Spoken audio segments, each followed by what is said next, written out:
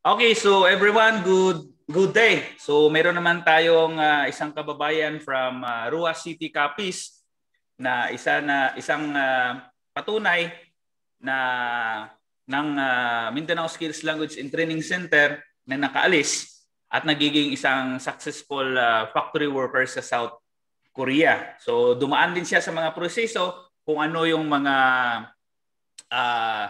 ginagawa or pinapagawa ng POA na qualifications, no? Kinumply niya at lahat ng mga assistants ay nandyan din kami naka-assist sa kanya. So ngayon ipapakilala ko sa inyo si Mr.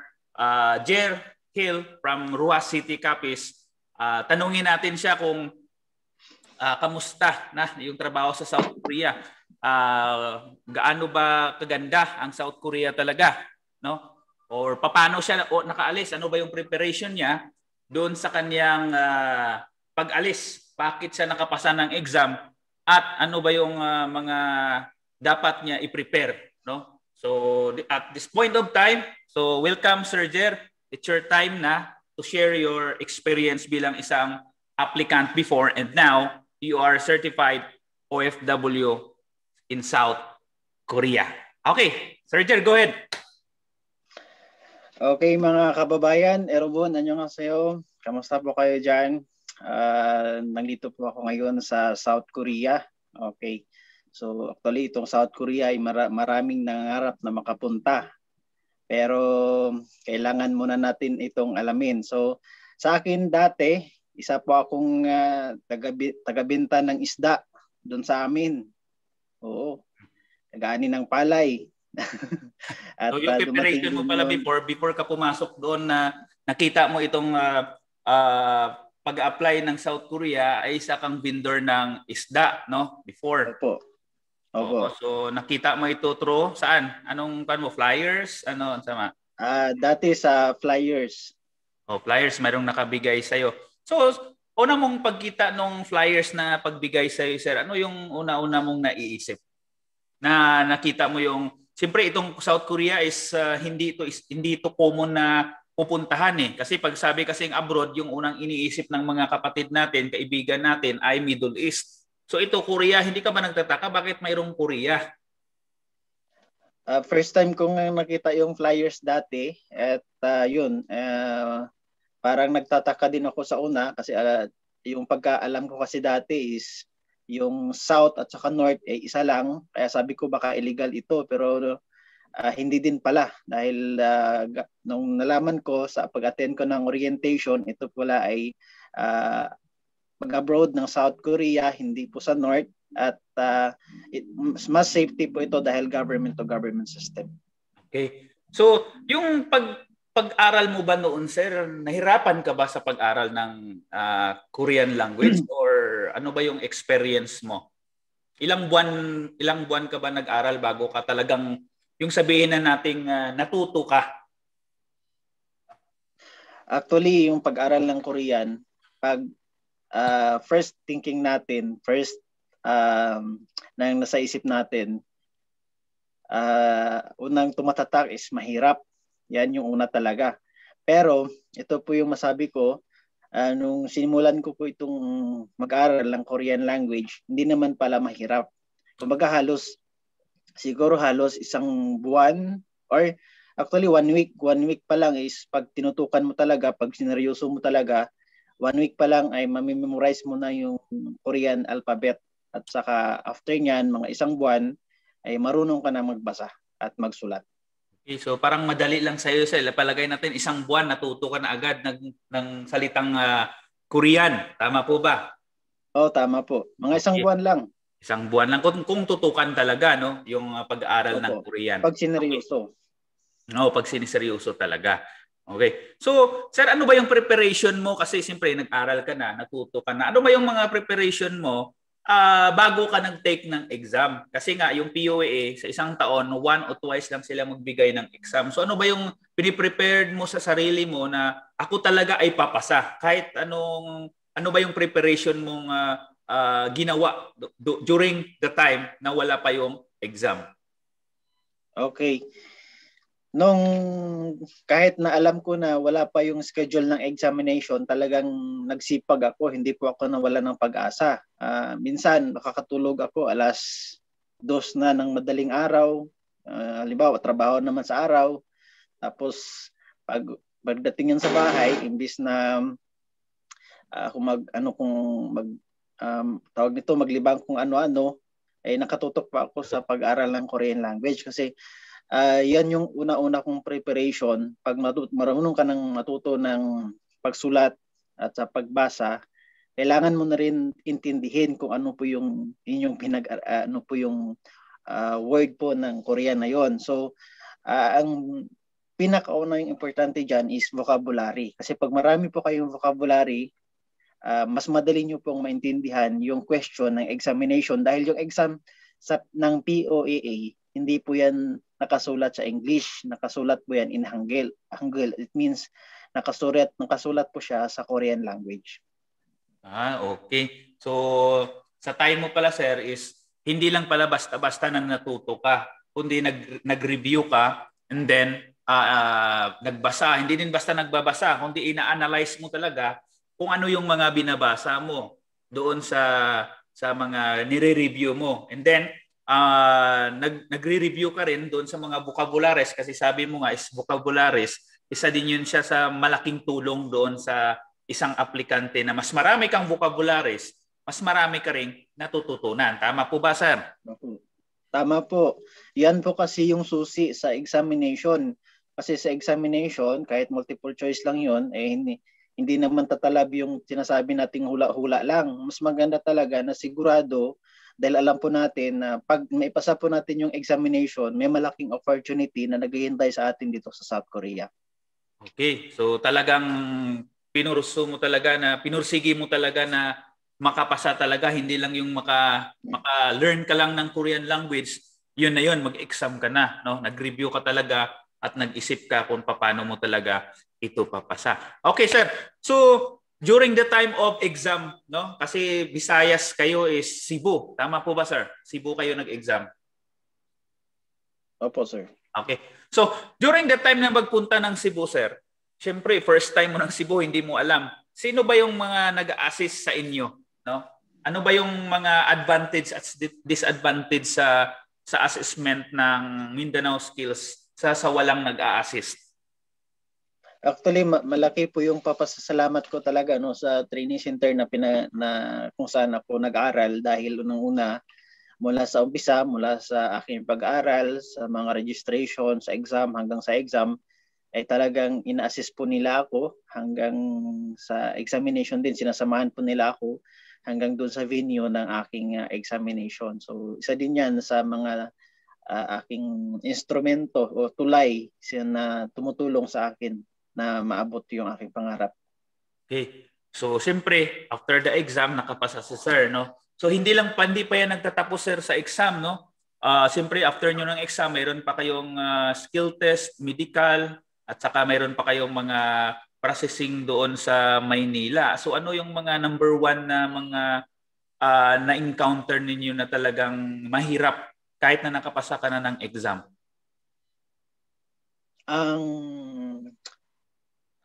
Yung una kasi is examination or tinatawag natin na POA examination or EPIS-2PIC. Ang pangalawa is yung skill test. Actually, yung skill test naman tinatawag natin, hindi naman masyadong mahirap yun kasi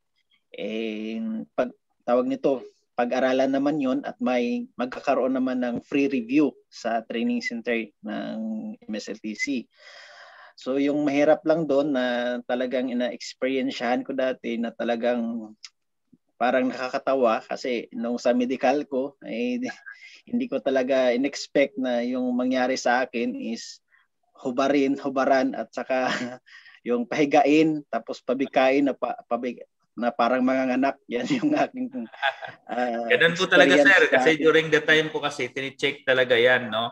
So sa lalaki man o sa babae, talagang ganun yung medical, no? Pinapahubad talaga O sa mga lalaki, tine-check talaga yung mga private parts o ano mo yung mga tine-check dyan. So siyempre, katulad sa iyo, nanibago ka, parang awkward, no? Pero siyempre, part po yun, no? So yun yung experience mo talaga, sir, na talagang mahiya ka na pero no choice. Oo. Kasi hindi po nakarating yung sa isip ko, kaya parang na-shock po ako. Siyempre nang doon na, sabi ko okay lang, kakayanin dahil may Koreang naghihintay. Tama sir. Importante is nakasurvive po tayo, no? Doon sa medical.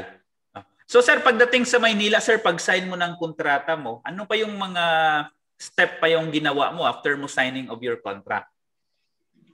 So nung nagkakontrata na ako, so pumunta na ako agad ng POAA. So mga kabayan, no, wala po tayong ibang pupuntahan, no. Only POA lang po, doon po mag-sign ng contract. And after sign ng contract, mag-schedule na po yan after nan, a week after, magte-training na po kayo yan in 5 days doon mismo sa POA Manila. Training po yan, pero parang refreshing lang naman yun. Refreshing course lang naman yun. Tapos after 5 days, doon na po at ilalakad po yung visa. And after ng visa, so doon na po at ilalakad po yung plane ticket. Okay, bibili na, process na yung Pag-ibig, PhilHealth, at saka yung doon na po yun lahat. Sa SSS. Oo. So after noon, sir, mga ilang week kayo bago umalis? After mo nagbayad?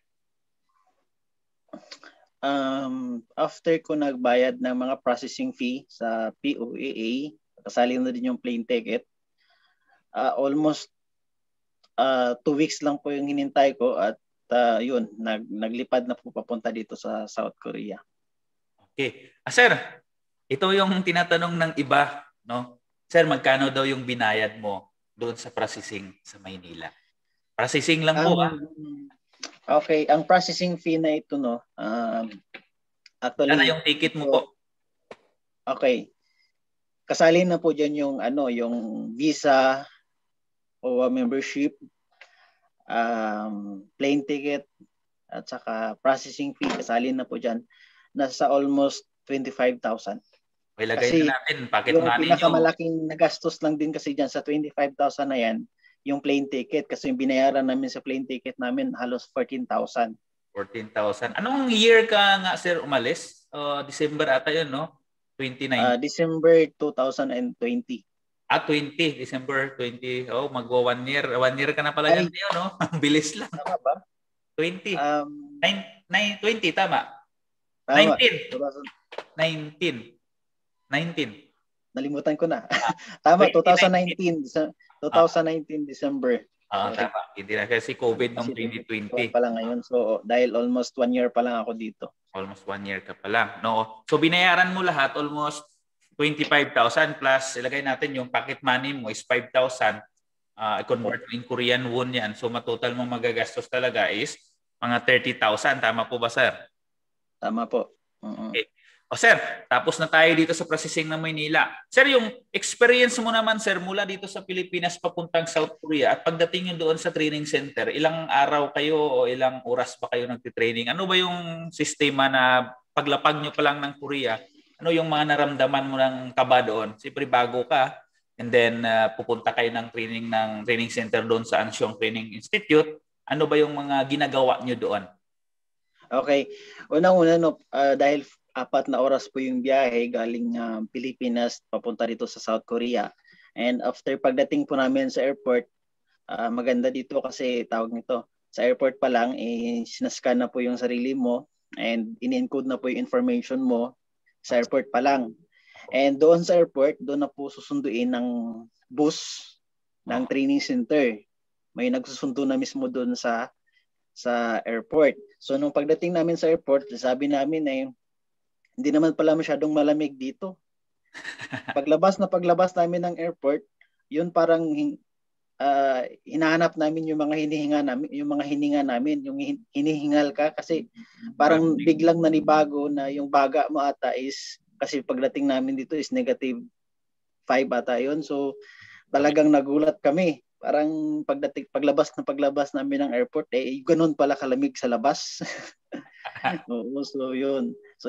And then Paglabas namin, may bus na pong naghihintay sa labas and hinatid po kami sa training center. Halos mga 1 oras yung biyahe namin papuntang training center.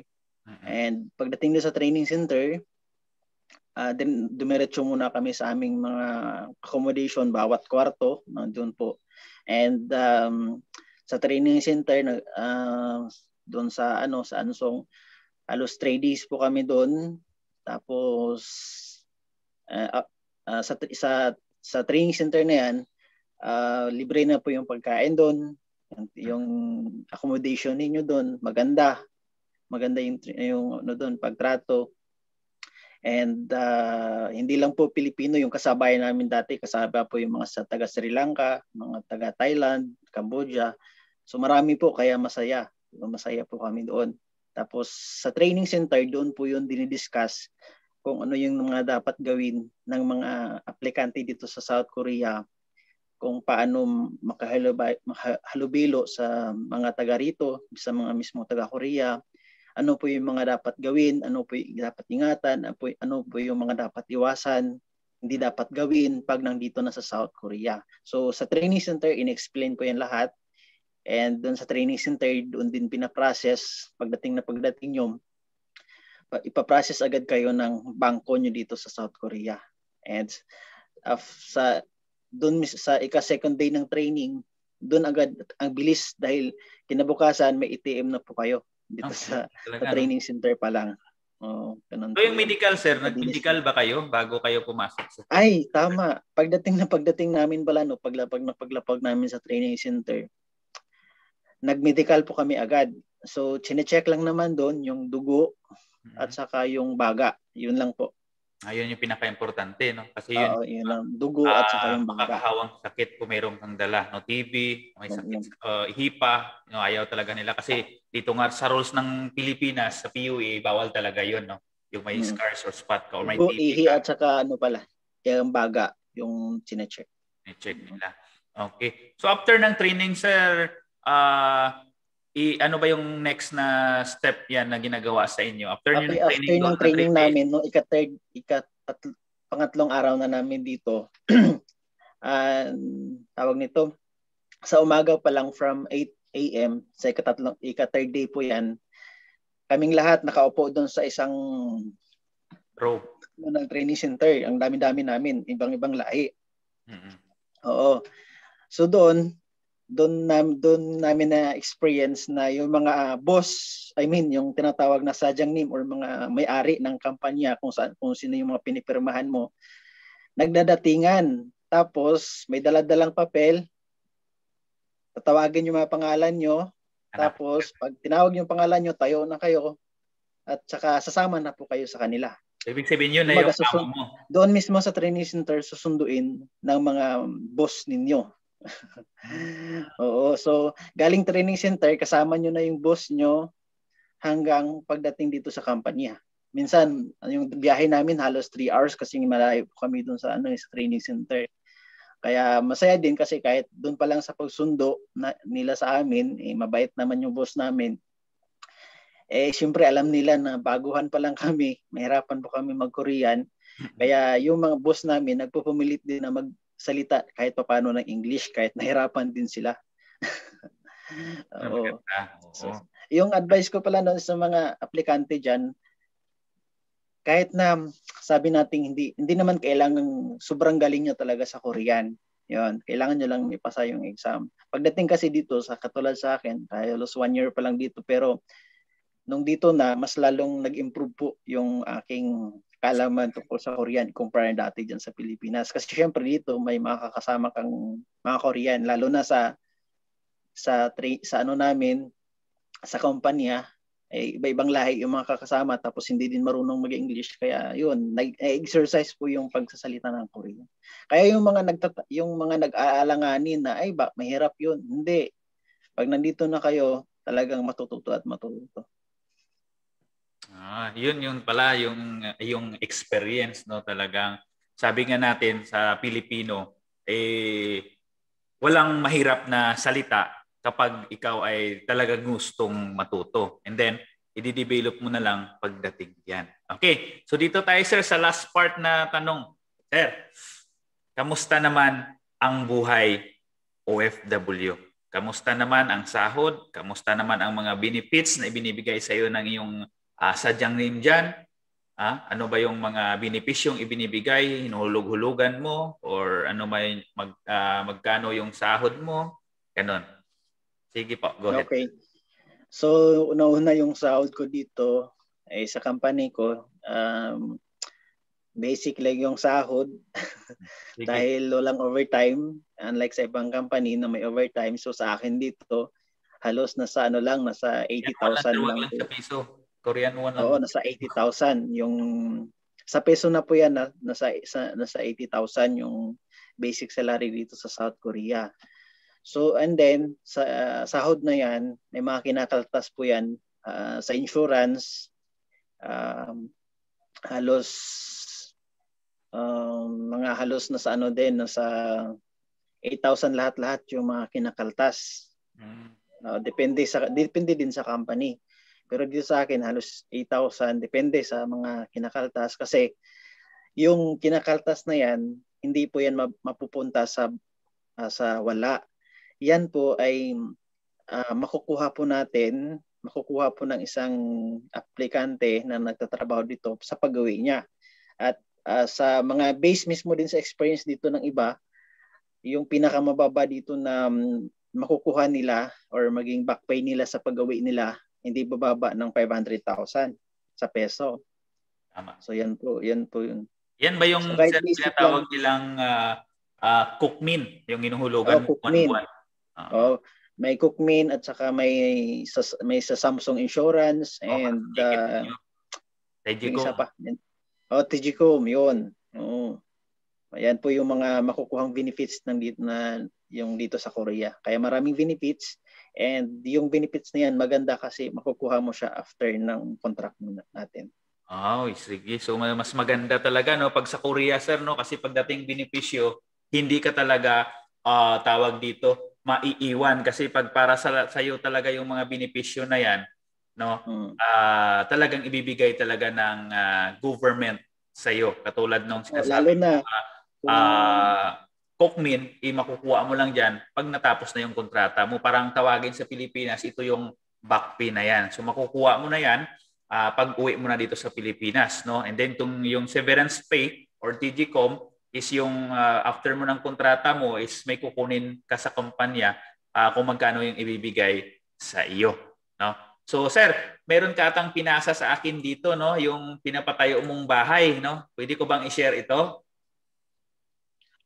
Sige, kaso 1 year pa lang si sir. So ito po yung bahay ni sir. So up and down. So syempre, hindi man basta-basta yung magpatayo ng bahay. Ito yung bahay ni sir, up and down ito. So sa baba pa lang yung natapos. 1 year pa lang si sir niyan mayroon ng bahay, Ano sir yung size ng bahay mo sir? Gaano to kalaki? Parang maraming window. Kuan yan. 40 feet by 24. Ang laki pala. 40 feet by 24. Kahit 4 na kwarto pwede dito. Oo. Ang laki nito sir. So abutin siguro ito ng mahigit mga 2.5 to 3 million pag natapos siguro. Pag natapos hanggang sa taas. Taas. So tingnan natin, parang may video si sir ito yun, So tingnan ninyo. Yan yung bahay niya ngayon, 1 year pa lang si sir. Umalis siya ng 2019 December. So ngayon 2021 ngayon January pa lang, almost 1 year and 1 month pa lang siya. Ayan, so laki pala sir, Ayan, ako nagpi-finishing pa lang, sa bahay niya. So 30 talaga sir, may bahay ka na, 1 year pa lang. Okay sir, the last question sir, ano ba yung pwede mong mabigay na mensahe doon sa ating mga kababayan na gusto ring mang-ibang bansa na piliin nila yung South Korea na isa sa stepping stone nila na yung South Korea ay siyempre kita nga namin sa iyo 1 year pa lang mayroon ka ng bahay.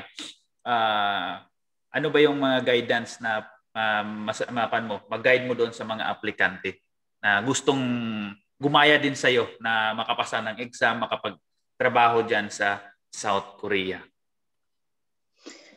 Okay. Tawag nito. Unang-una, sa mga nagbabalak mag-abroad, actually, masasabi ko po na ang South Korea is the best po siya. Oo. Hindi lang sa lugar, kundi sa tawag nito, sa paraan din kung yung tawag nito sa sa lugar, sa sahod, at saka yung ano din mismo dito, yung maganda klima dahil malamig po dito sa South Korea. Pag tawag nito ay sabi nga nila daw pupugi ka pag nandito ka sa South Korea. Tama nga naman, umugi ka nga, sir.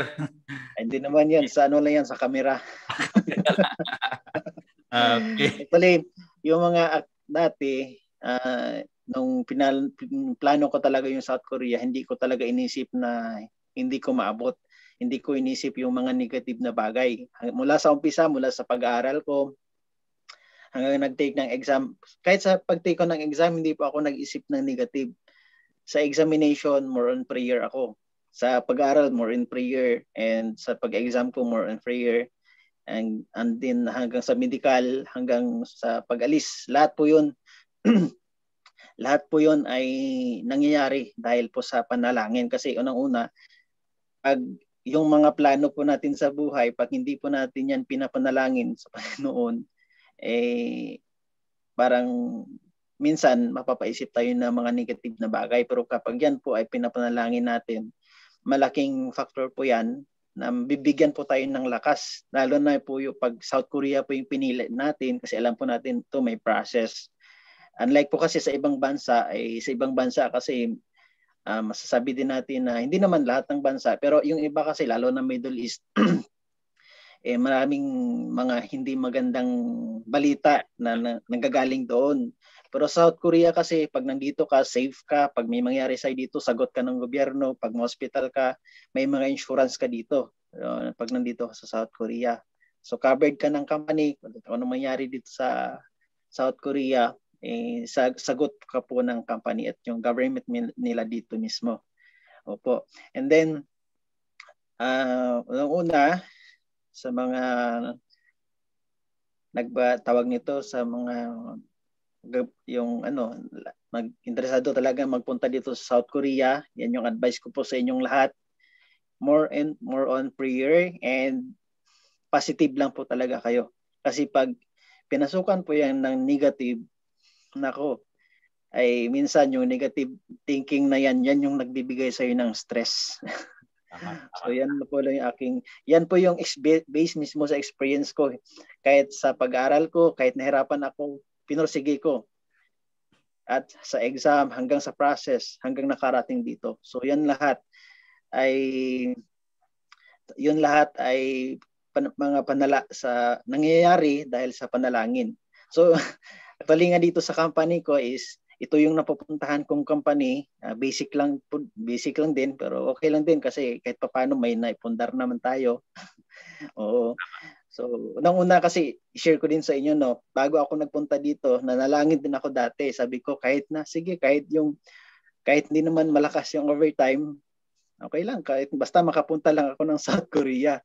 So, ito na po 'yun nangyari sa akin na kahit ito nandito ako, basic lang yung sahod. Pero okay lang din. Pero isipin po ninyo kahit basic yung sahod dito nasa 80,000.